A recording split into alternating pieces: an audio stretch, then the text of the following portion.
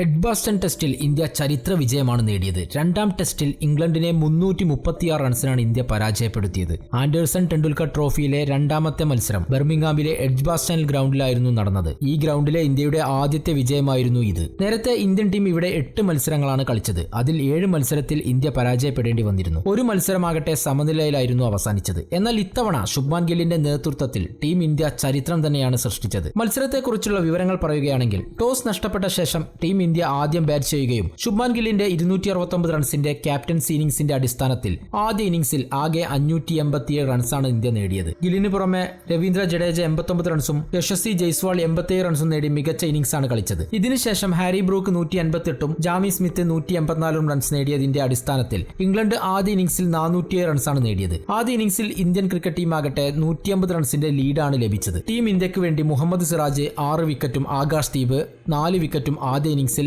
സ്വന്തമാക്കി. ഇതിനുശേഷം രണ്ടാം ഇന്നിംഗ്സിൽ ടീം ഇന്ത്യ 6 വിക്കറ്റ് നഷ്ടത്തിൽ 427 റൺസ് എടുത്ത് ഡിക്ലെയർ ചെയ്തു. രണ്ടാം ഇന്നിംഗ്സിൽ ഇംഗ്ലണ്ടിന്റെ വിജയലക്ഷ്യം 608 റൺസ് ആയിരുന്നു. ഇന്ത്യക്കായി ശുഭ്മാൻ ഗിൽ രണ്ടാം ഇന്നിംഗ്സിലും 161 റൺസ് നേടി മികച്ച കളി തന്നെയാണ് കാഴ്ചവെച്ചത്. രവീന്ദ്ര ജഡേജ 69 റൺസ് നേടി പുറത്താകാതെ നിന്നു. അതേസമയം രണ്ടാം ഇന്നിംഗ്സിൽ ബാറ്റ് ചെയ്യാൻ ഇറങ്ങിയ ഇംഗ്ലണ്ട് ടീമാകട്ടെ ഇന്ത്യയുടെ മികച്ച ബൌളിംഗിന്റെ മുന്നിൽ പതറുകയായിരുന്നു. 68 ഓവറിൽ 271 റൺസിന് എല്ലാവരും പുറത്തായി. ടീമിനായി ജാമി സ്മിത്ത് 88 റൺസ് നേടി മികച്ച പ്രകടനം കാഴ്ചവെച്ചു. മറ്റൊരു കളിക്കാരനും വലിയ ഇന്നിംഗ്സ് കളിക്കാൻ സാധിച്ചില്ല. ടീം ഇന്ത്യക്കായി രണ്ടാം ഇന്നിംഗ്സിൽ ആകാശ് ദീപ് 6 വിക്കറ്റും മുഹമ്മദ് സിറാജ്, പ്രസീദ് കൃഷ്ണ, രവീന്ദ്ര ജഡേജ, വാഷിംഗ്ടൺ സുന്ദർ എന്നിവർ ഓരോ വിക്കറ്റ് വീതവും വീഴ്ത്തി. കൂടുതൽ ക്രിക്കറ്റ് വാർത്തകളും വിശേഷങ്ങളും അറിയാൻ ചാനൽ സബ്സ്ക്രൈബ് ചെയ്യുക. നന്ദി.